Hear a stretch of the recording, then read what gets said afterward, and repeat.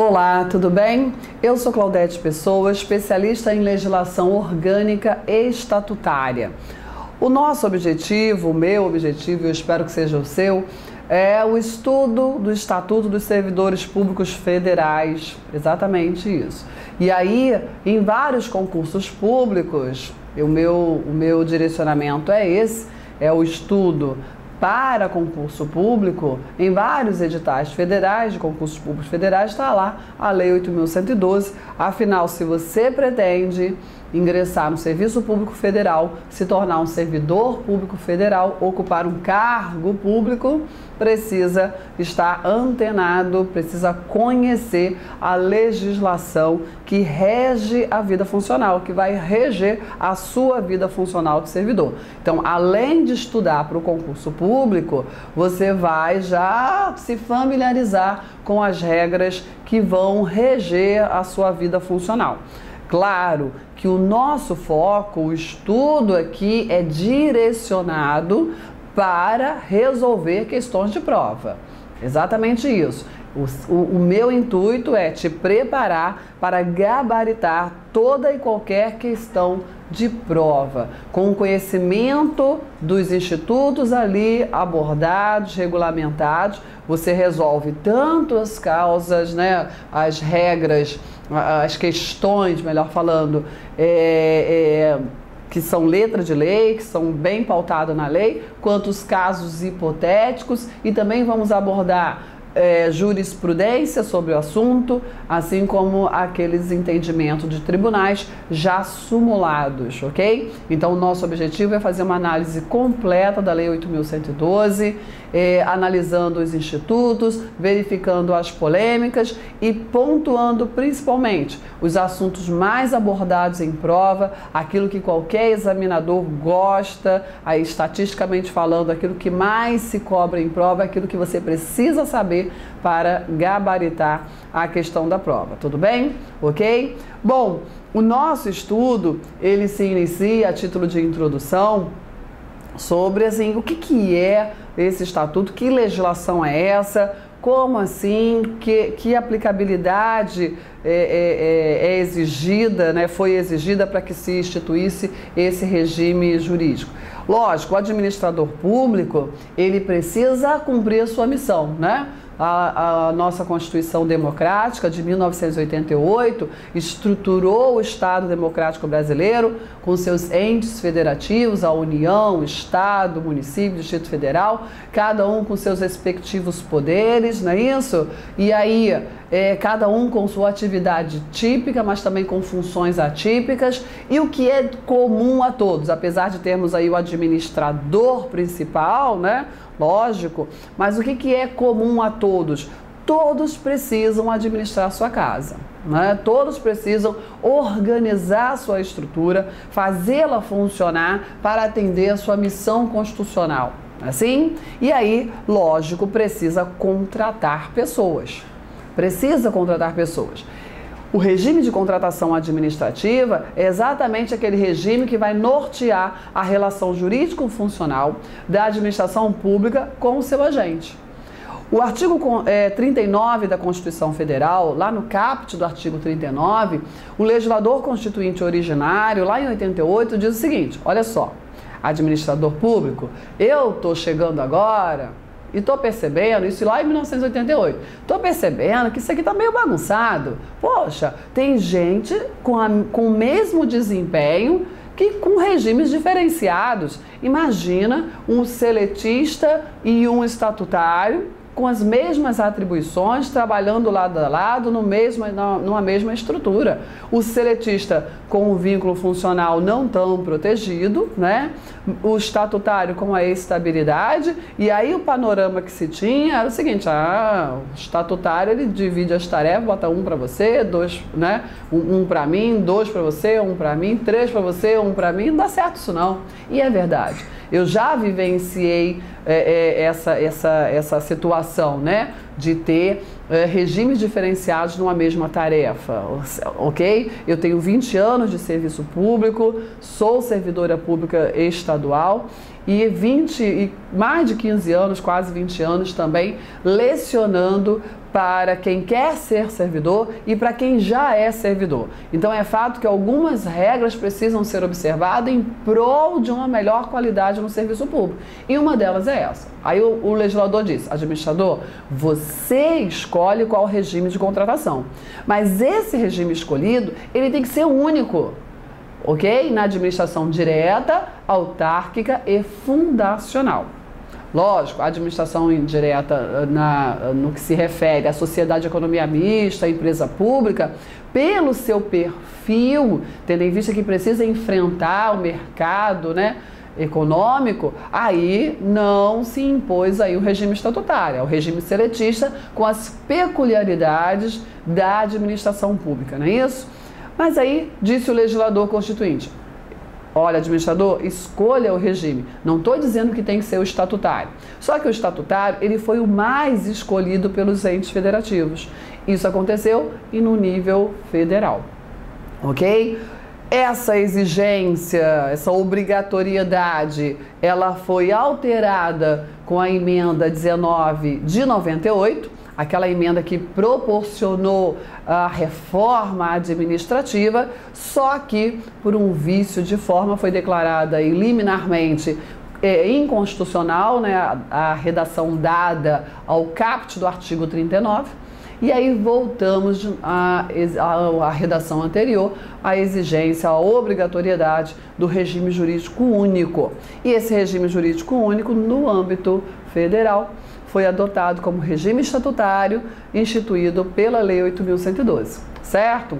O regime estatutário, o estatuto, ele vai reger aquele que ocupa cargo público. Existem vários tipos de cargos públicos, ok? Um deles é o cargo público vitalício. Em regra, para se chegar a um cargo público vitalício, concurso público de provas e títulos. E aí, ingressou nesse cargo público vitalício, vai passar por um estágio de 2 anos para conquistar a vitaliciedade, certo? E essa garantia protege muito o vínculo funcional.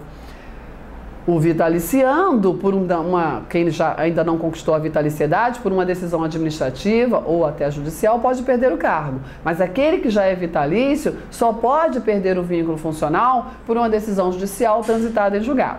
Eu falei do cargo vitalício porque ele também observa regime estatutário, mas não a Lei 8.112. Quem é que ocupa cargo vitalício? Juiz, né, os magistrados, membro do Ministério Público, membros dos tribunais de contas, são esses que ocupam cargos vitalícios e que têm um estatuto próprio que vai reger as suas vidas funcionais. Lei Orgânica da Magistratura Nacional e as legislações esparsas, a Lei Orgânica do Ministério Público, etc. Eu falei do cargo vitalício porque ele também observa um regime estatutário, mas cuidado, não vai ser regido pela Lei 8.112. A Lei 8.112, ela tem como principal foco o cargo efetivo. E aí existem 2 tipos de cargos efetivos. O cargo efetivo singular, também conhecido como isolado, e o cargo efetivo de carreira, ok? Esse cargo efetivo, para se chegar nele, é preciso enfrentar um concurso público de provas ou de provas e títulos. Está lá no artigo 37 da Constituição Federal, inciso 2. Olha, para se chegar a um cargo público, assim como um emprego público, concurso público de provas ou de provas e títulos.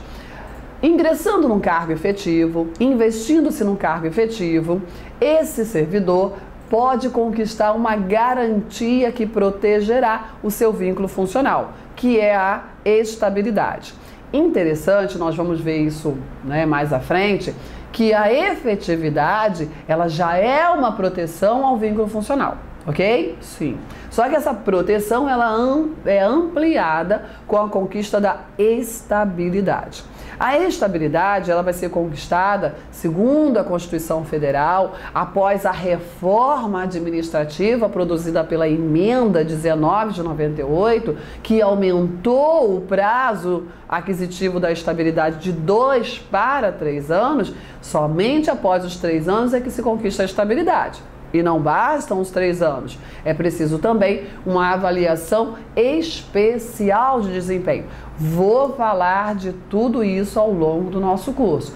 É só a introdução que eu estou fazendo agora, ok? Só para a gente se localizar antes de ingressar na análise dos diversos institutos da Lei 8.112.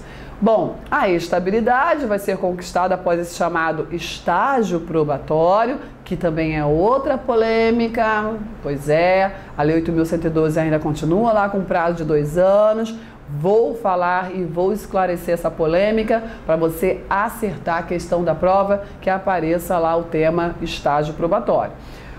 A garantia, então, a ser conquistada é a garantia da estabilidade. A estabilidade, ela é a prima da vitaliciedade. São da mesma família. Por quê que eu digo isso? Porque elas têm o mesmo objetivo, proteger o vínculo funcional. A diferença é que a vitaliciedade é a prima rica e a estabilidade é a prima pobre. Pois é. A estabilidade sempre foi desnutrida, tadinha, né? Mais fraquinha. E aí veio a emenda 19 de 98, deu uma pancada nela e ela ficou mal, muito mal. Já era fraquíssima, ficou pior ainda. Pois é, eu falo isso porque eu sou estável e vivo isso. A estabilidade, ela pode ser afastada, já podia ser afastada por sentença judicial e processo administrativo, decisão administrativa. Aí veio a emenda 19 de 98 e aí resolveram, não, olha, servidor público, isso lá em 98, fizeram um discurso, né, uma campanha contra o servidor, e aí, não, servidor, depois de 2 anos a criatura deita em berço esplêndido. Não, vamos parar com isso. A administração pública, além de observar a legalidade, a impessoalidade, a moralidade, a publicidade, olha, ela precisa ser eficiente. Pois é, descobriram isso em 1998. Pois é. E aí, introduziram o princípio da eficiência no caput do artigo 37 e para concretizar isso, introduziram outros mecanismos de controle, de exigência, de verificações.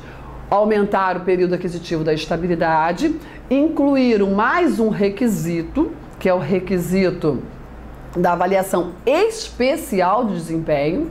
É exatamente isso. Olha lá os parágrafos do artigo 41 da Constituição Federal. Olha, além de ultrapassar os 3...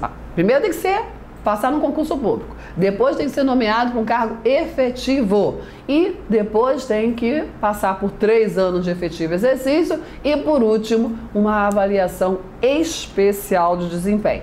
Ok? Que é obrigatória, diz lá o Constituinte, nos parágrafos do artigo 41. Aí, conquistada a estabilidade, ela não é tão forte quanto a vitaliciedade. A vitaliciedade só pode ser afastada por sentença judicial transitada em julgado. E a estabilidade? Ela pode ser afastada por sentença judicial transitada em julgado, por decisão administrativa, e aí introduziram a avaliação periódica de desempenho, ok? Como um mecanismo para apuração da eficiência, né, na busca dessa eficiência da administração pública. E ainda existe lá no artigo 169 da Constituição Federal, que normalmente não é cobrado na maioria dos concursos, a possibilidade de, quando de um arroxo orçamentário, a estabilidade também ser atingida. Então, percebeu? Como que ela ficou mais fraquinha do que ela já era, tadinha, ela já era fraquinha, ficou mais desnutrida ainda. Mas é uma garantia, sim, é uma tranquilidade, sim, ok? Bom, a perda do cargo, como eu já falei, tem lá as previsões legais e constitucionais para afastar a estabilidade. Esse é o principal instituto regulamentado pela Lei 8.112, cargo efetivo. Mas é só ele? Não. Também temos o cargo em comissão. Cargo em comissão. Eu sei que o brasileiro está meio traumatizado. Fala sério, não tá? Tá. Quando fala em cargo em comissão, assim, relação de confiança sei. A pessoa não é a autoridade, não é o cara, mas ele está assim com o cara. Só que a ideia do cargo comissionado não era essa, não. A ideia do cargo comissionado é o seguinte: existem pessoas tão qualificadas, pelo menos deveria ser sempre assim, tão qualificadas, que não estão nem aí para o concurso público. E aí, em vez de ficar igual a gente, né, atrás do administrador, por favor, eu preciso de um cargo público, eu preciso de uma estabilidade, eu preciso de uma remuneração adequada, é o administrador que vai atrás dessas pessoas. Ei, ô mestre, doutor, cientista, especialista, vem para cá, por favor, venha cá dirigir, me ajudar a administrar o serviço público em prol do interesse público, em prol do interesse da sociedade. E olha, você vai desempenhar funções muito importantes, você vai dirigir órgão, você vai chefiar equipes ou assessorar autoridades. Olha só a importância desses desempenhos. E aí, como você é altamente qualificado, essa é a ideia do legislador, né? Não precisa enfrentar concurso público, não. A nomeação é livre. Mas tem um detalhe. A garantia é minha, né? Porque não temos estágio, mas eu, administrador, eu tenho uma garantia, que é livremente também te exonerar. Assim como ingressou de forma livre, também pode livremente perder o cargo, perder o vínculo funcional, certo? A perda do cargo, ela é decorrente, por que é dessa forma livre? Porque é decorrente de uma relação de confiança, e relação de confiança produz um vínculo funcional precário, ok? Onde a decisão administrativa não precisa ser motivada, certo? Bom, o cargo comissionado também é objeto de regulamentação da Lei 8.112. Quem ocupa um cargo comissionado, vamos falar disso, qualquer pessoa, mas nós temos o exclusivamente comissionado e aquele que não é exclusivamente comissionado. E aí tem tratamento diferenciado. O servidor efetivo, que já ocupa um cargo efetivo, ele pode sim ser nomeado para um cargo comissionado. Quando isso acontece, ele se afasta do exercício do cargo efetivo e vai para o exercício do cargo comissionado. Mas cuidado, isso não provoca vacância. É como se fosse uma licença. Ele apenas se afastou. Ó, cargo é meu. Temos que diferenciar cargo público de lotação e nós vamos diferenciar. Tudo isso nós vamos aprender nesse módulo completo do regime estatutário federal, ok? Então, o servidor efetivo, quando ele é nomeado para um cargo comissionado, ele não é tratado como os exclusivamente comissionados.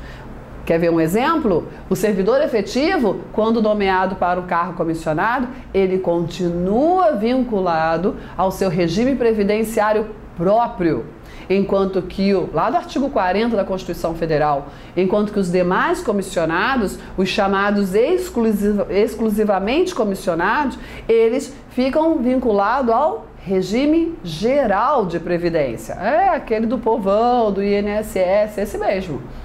Olha só, esse é um dos exemplos de tratamento funcional diferenciado entre o chamado exclusivamente comissionado e o servidor efetivo que está no cargo comissionado. Muito interessante. Vamos detalhar isso. Quem está no cargo comissionado é servidor? Sim, é servidor. Com certeza. É estatutário? Claro que sim. Claro que é estatutário. Ele é regido por um estatuto. Ele não é estável. Muita gente boa confunde estatutário com estável. Estável é o efetivo, que também é estatutário. Estatutário é aquele que é regido por um estatuto, não é regido pela CLT. E quem ocupa um cargo em comissão é estatutário. Olha lá o cargo comissionado regido pelo Estatuto dos Servidores Públicos Federais. Tudo bem? Vamos voltar a falar disso e detalhar isso. Bom, a função de confiança, em algumas legislações denominada função gratificada, também ela se aproxima do cargo comissionado, posto que também é um exercício de confiança, ok? Mas tem regras diferenciadas. Por quê? No cargo em comissão nós temos um cargo público O que é cargo público? Conjunto de atribuições e responsabilidades previstas na estrutura administrativa e cometidas a um servidor. Qualquer pessoa, né, preenchido os requisitos. Agora, função de confiança é um acréscimo de atribuições. Ela é acessória ao cargo efetivo. Somente quem possui cargo efetivo é que pode ser designado, para uma função de confiança. Não é nomeação, porque nomeação é ato de provimento que preenche cargo público, é designação. É ato administrativo que preenche função de confiança, função, ok?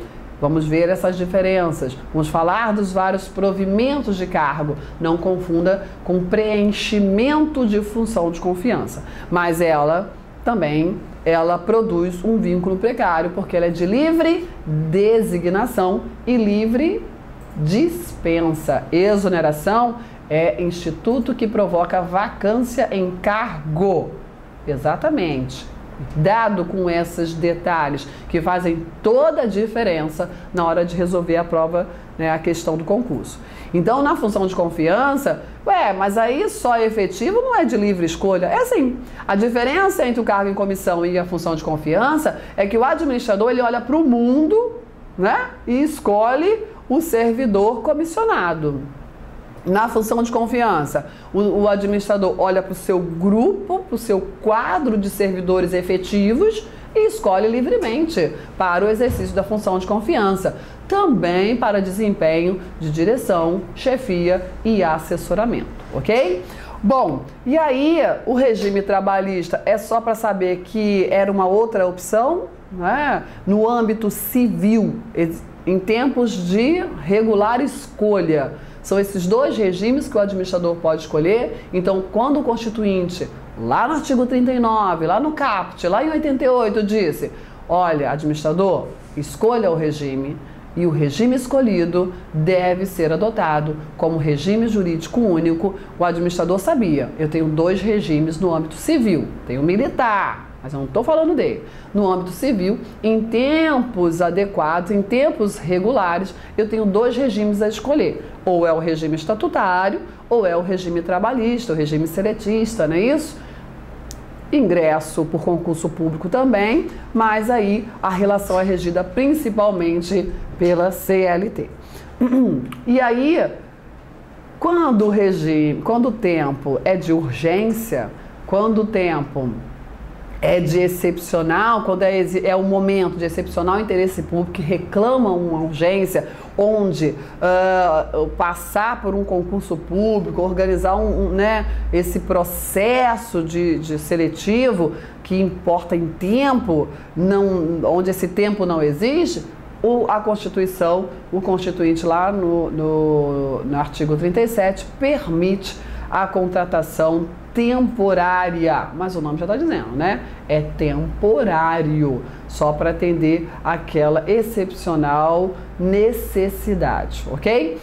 Bom, e aí, ingressando agora realmente na análise da Lei 8.112, vamos entender para o legislador estatutário quem é o servidor público. Primeiro ponto, quando você estuda regime estatutário, você tem que ter na seguinte concepção: é uma legislação específica.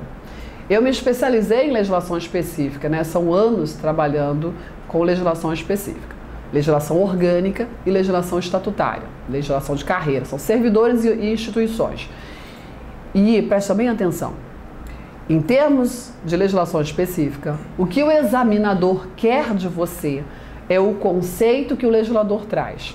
Digo isso porque doutrinas, são várias as doutrinas do direito administrativo, quanto aos conceitos de servidor público.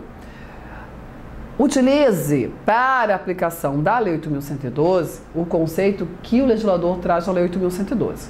Agente público é um conceito utilizado não pela Lei 8.112, mas de uma forma mais ampla e genérica, como para designar todo aquele que exerce função pública. Qualquer um. E aí tem, né, o efetivo, o temporário, o honorífico, e tem vários. Servidor público é um termo trazido pela Constituição de 88. Como o Estatuto Federal ele é de 1990, ele já vem atualizado, modernizado nos termos da Constituição Federal. E aí, o artigo 2º da Lei 8.112 define quem é o servidor público. Servidor público, olha lá, diz o legislador, é a pessoa legalmente investida em cargo público. Legalmente investida em cargo público. Quem diz isso é o legislador. Então, cuidado. Estudou doutrina? Não vou ingressar aqui na doutrina do direito administrativo. Se você vai lá na doutrina, servidor público tem outras definições. Aqui nós usamos o conceito do legislador.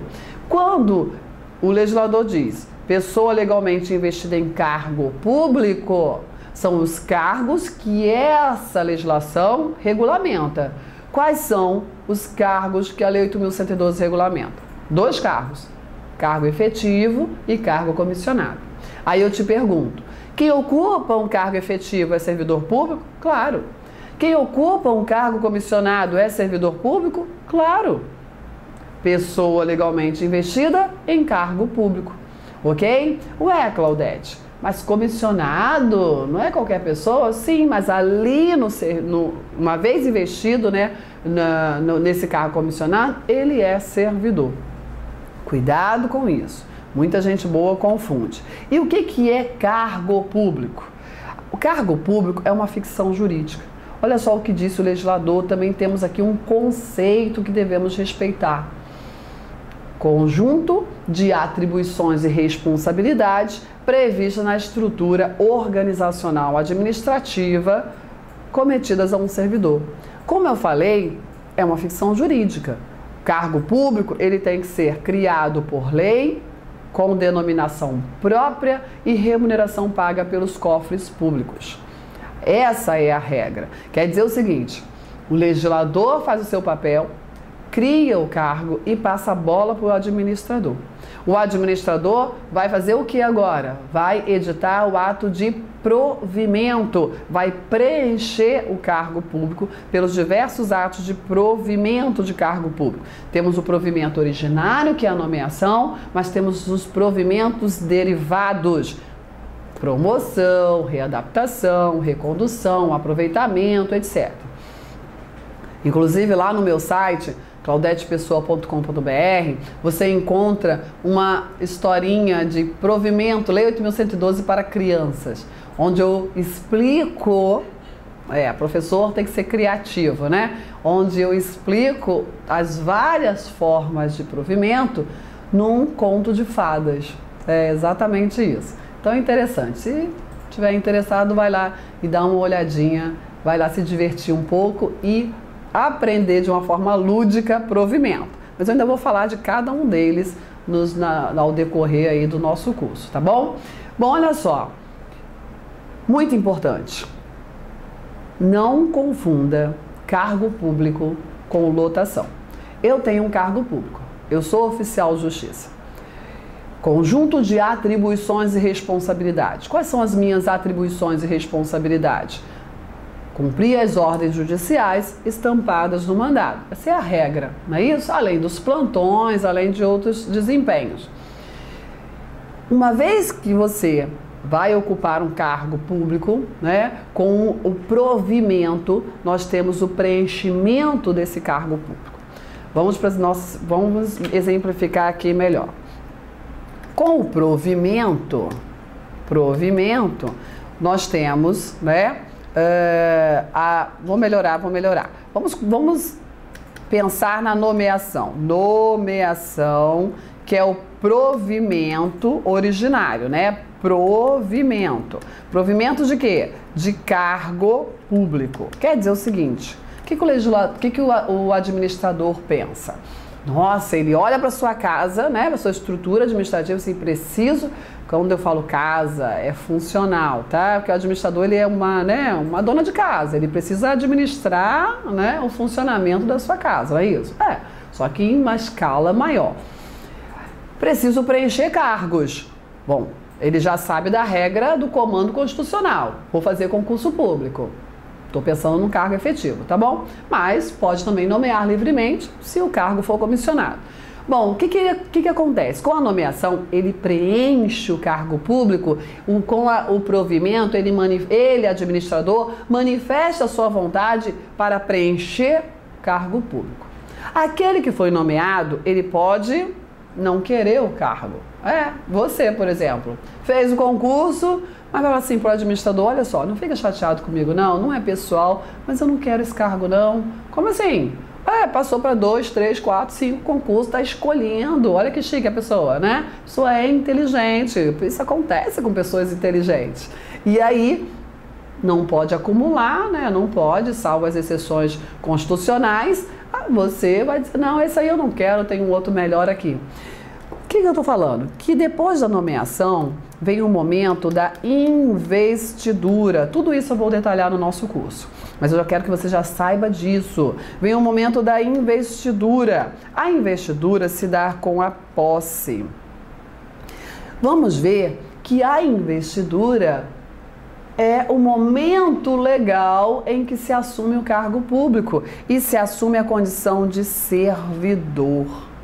Entendeu? Então, manifestação do administrador em preencher o cargo público e agora manifestação do nomeado em aceitar esse cargo público, completando a bilateralidade dessa relação jurídico-funcional. Certo? Olha, eu aceito o cargo público, eu sei de tudo, sei dos direitos, sei dos deveres, quero esse cargo, vou assumir. Aí está, pessoa legalmente investida em cargo público. Agora sim ele é servidor. O nomeado, ele ainda não é servidor. Ele só conquista essa condição com a investidura. Depois da investidura, tá na hora do exercício. O exercício, vamos falar, é o efetivo desempenho das atribuições do cargo. Ele acontece no órgão de lotação. Lotação é um instituto que preenche o órgão público, que preenche a unidade administrativa. Então, não confunda cargo público com lotação, ok? Vamos detalhar isso, você jamais vai confundir, certo? Lotação é o local de trabalho. Quer dizer que, por exemplo, quando o efetivo é nomeado para um cargo público, se afasta e vai lá, nomeado para um cargo comissionado, se afasta do desempenho do cargo efetivo e vai exercer o cargo em comissão, foi um mero afastamento. Ele só se afastou da sua lotação, mas ele continua no seu cargo. Não, apenas não está desempenhando. Olha, isso é só a introdução. Isso é só o início do nosso bate-papo. Vou parar por aqui. Se você está acompanhando aí as nossas, essa aula inicial nas redes sociais, acesse o site que está aparecendo aí na tela do seu computador e adquira o módulo completo para entender Lei 8.112 e não ficar só na decoreba, para encarar qualquer tipo de questão. E vamos aprender de forma tranquila, vai ser um bate-papo concurseiro. É uma matéria que eu gosto demais e você tem que gostar, porque ela vai reger a tua vida funcional. Daqui a pouquinho você vai toda hora estar consultando, vou exercer um direito, vai estar consultando essa legislação. Combinado? Ok? Bom, te espero, hein? Lá no próximo bloco. Tchau, tchau.